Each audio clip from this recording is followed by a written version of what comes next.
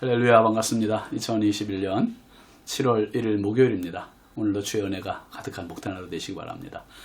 함께할 찬송은 502장입니다.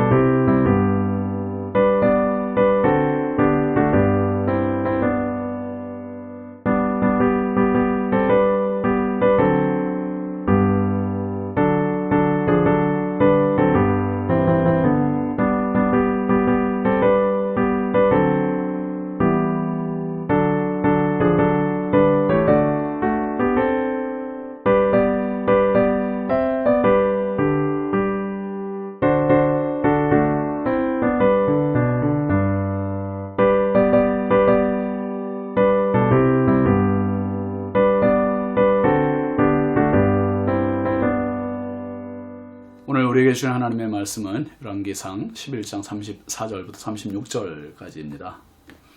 그러나 내가 택한 내 종 다윗이 내 명령과 내 법도를 지켰으므로 내가 그를 위하여 솔로몬의 생전에는 온 나라를 그의 손에서 빼앗지 아니하고 주관하게 하려니와 내가 그의 아들의 손에서 나라를 빼앗아 그 10지파를 내게 줄 것이요 그의 아들에게는 내가 한 지파를 주어서 내가 거기에 내 이름을 두고자 하여 택한 성읍 예루살렘에서 내 종 다윗이 항상 내 앞에 등불을 가지고 있게 하리라. 아멘. 오늘 말씀 제목은 영향력입니다. 영향력. 여러분, 인류의 두 기둥이 있잖아요. 두 대표자, 아담과 예수 그리스도입니다. 이 아담의 범죄로 인해서 온 인류가 죄로 타락하게 되었고 원죄를 지니게 되었잖아요. 그런데 그 아담의 악한 영향력, 거기서 벗어날 수 있는 유일한 방법은 예수 그리스도예요.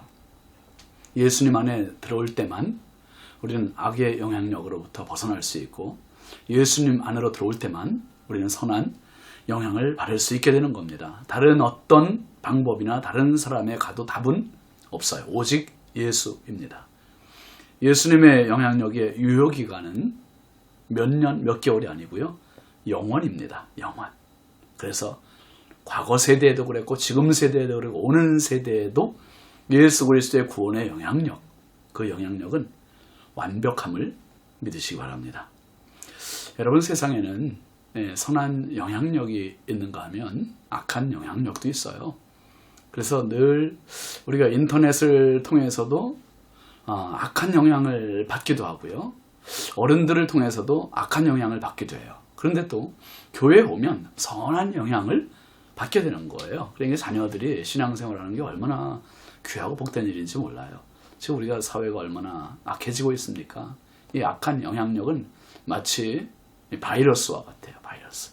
그래서 정말 수많은 사람들, 어른, 아이 할 것 없이 가리지 않고 이 악의 전염들이 다 되고 있습니다. 참 안타까운 현실이에요. 여러분 솔로몬을 한번 보세요.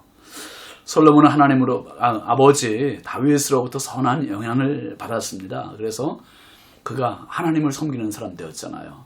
일천번제의 전무후무한 참 탁월한 예물을 드린 왕이에요. 그리고 세 번째, 성전 건축. 모든 사람이 꿈은 꾸지만 시행할 수 없었던 엄청난 일을 했던 사람이 솔로몬입니다. 이 선한 영향을 받은 거죠. 그런데 이방 여자들이 들어오면서부터 악한 영향력을 받게 돼요. 악한 영향을 받으면서 선한 영향력을 상실하게 됩니다. 하나님으로부터 마음을 돌려 우상을 숭배했고 이것이 하나님의 마음을 진노하시고 또 아프시게 해드린 것입니다. 결국 그에게 내려지는 징계는 나라에 대한 분열입니다. 나라를 빼앗겠다, 나누겠다. 여러분, 나라를 나눠 가진 인물을 우리가 먼저 봤는데요. 여로보암입니다. 여로보암. 그는 솔로몬의 신하예요. 이제 아이야 선지자로부터 앞으로 되어질 일에 대한 예언을 듣습니다. 34절 말씀 보면 그러나 내가 택한 내 종 다윗이 내 명령과 내 법도를 지켰으므로 내가 그를 위하여 솔로몬의 생전에는 온 나라를 그의 손에서 빼앗지 아니하고 주관하게 하려니와. 하나님은 아이야를 통해서 솔로몬에게 단도직입적으로 나라를 뺏겠다 이렇게 말씀하시지 않으셨어요. 다윗에 대한 평가를 먼저 하십니다.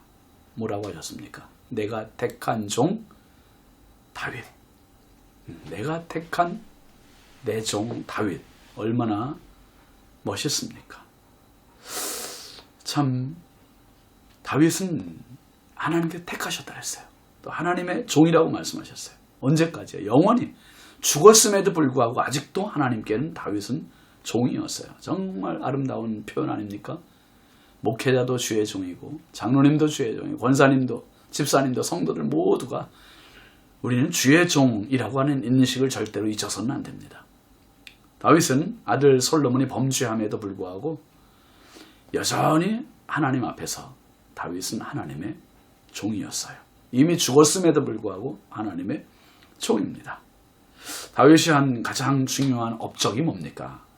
그 말씀에 있는 그대로 34절에 있는 대로 내가 그를 위하여 솔로몬의 생전에 온 나라를 빼앗지 않는데 그 이유가 내 명령과 내 법도를 지켰으므로 그랬어요. 내 명령과 내 법도를 지킨 것.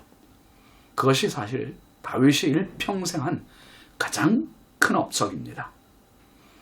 여러분 하나님께서 이 다윗의 하나님의 법도 하나님의 명령을 지킨 이것 가지고 그 자식도 먹여 살린 거예요. 자식도. 아들 솔로몬의 당대의 생전에는 나라를 뺏지 않겠다. 이렇게 말씀하셨어요. 그러니까 솔로몬이 일천번제를 드렸기 때문에 나라를 뺏지 않는 게 아니고 성전 건축을 했기 때문에 그 당대에 그 생전에 나라를 뺏지 않는 것이 아니고 다윗 때문에. 다윗이 내 명령과 내 법도를 지켰기 때문에 하나님 말씀대로 살았기 때문에 그러니까 솔로몬이 일천번제 드리고 성전 건축한 거 이건요 다윗이 하나님의 명령과 법도를 지킨 것과는 비교도 안 되는 거예요. 하나님이 보실 때는 하나님 말씀대로 사는 게 최고입니다. 최고. 아멘이시죠? 예, 하나님의 말씀대로 사는 그것이 성전 건축한 것보다 훨씬 낫고 일천번제 드린 것보다 훨씬 낫고 말씀대로 준행하고 살아가는 것. 하나님 그렇게 평가해 주시는 거예요. 그러니 다윗의 이 영향력이 얼마나 큰 겁니까? 다윗의 이 그늘이 얼마나 큰 겁니까? 안전장치가 된 거예요. 솔로몬에게까지도. 그 다음 절 35절 36절 말씀 보면 내가 그의 아들의 손에서 나라를 빼앗아 그 10지파를 내게 줄 것이요 그의 아들에게는 내가 한 지파를 주어서 내가 거기에 내 이름을 두고자 하여 택한 성읍 예루살렘에서 내 종 다윗이 항상 내 앞에 등불을 가지고 있게 하리라. 하나님은 솔로몬의 아들 때 르호보암 때에 나라를 나눈다고 말씀하시는데 그 지분의 비율이 어떻습니까? 5대5가 아니잖아요. 10대1이에요. 10대1. 너무 기울지 않아요? 그런데 하나님께서 여로보암에게는 10지파를 주시고 솔로몬의 아들에게는 한 지파만을 주신다고 했는데 지분으로 따지면 이거 비교가 안 되지만 그 뒤에 나오는 말씀이 너무 중요해요. 뭐라고 했습니까? 내가 거기에 내 이름을 두고자 하여 택한 성읍 예루살렘에서 내 종 다윗이 항상 내 앞에 등불을 가지고 있게 하리라. 하나님은 여로보암과 10지파에게 함께하지 않으시고 한 지파, 즉 예루살렘, 하나님께서 택하신 성읍에 하나님의 종 다윗이 항상 하나님 앞에서 등불을 가지고 있게 하겠다 하셨어요. 참 놀라운 말씀 아닙니까, 여러분? 꽃은 향기가 있습니다. 음식은 냄새가 있습니다. 마찬가지로 사람은 영향력이 있습니다. 선과 악의 영향 중에 우리는 항상 선한 영향을 끼치는 존재가 되어야 되고 선한 영향을 받는 존재가 되어야 되고 그쪽에 서야 됩니다. 하나님의 생명의 기류가 흐르는 사람, 그 사람이 하나님의 사람입니다. 여러분, 다윗의 영향력이 살아서뿐만 아니라 죽어서도 이런 엄청난 영향력이 발휘되고 있지 않습니까? 오늘 또 이 한 달 살아가시면서 성령과 함께 하나님의 영적 기류, 생명의 기류를 가지고 주변 많은 사람들에게 선한 영향을 끼치는 저와 여러분 되길 주의 이름으로 축원합니다. 기도합시다. 걸어가신 아버지 하나님 감사합니다. 세상의 수많은 악의 영향들이 나이를 불문하고 신분을 불문하고 끼쳐지고 있습니다. 하나님, 날마다 하나님 앞에 엎드려 선한 영향을 받는 저희를 되게 해주시고 그 선한 영향을 또 다른 사람에게 끼치는 선한 영향력의 주인공들이 되게 하여 주옵소서. 다윗의 선한 영향이 솔로몬에게 끼쳐지고 솔로몬의 아들 때까지도 그 영향이 끼쳐질 수 있었던 것처럼 하나님, 나의 작은 행실, 나의 작은 믿음이 또 다른 그 누군가에게 선한 영향 되는 복된 하루 되게 하여 주옵소서. 예수 그리스도의 이름으로 축복하고 기도합니다. 아멘. 여러분, 7월 시작되었네요. 이 한 달 동안도 주의 은혜로 선한 영향 끼치며 승리하시기 바랍니다. 감사합니다.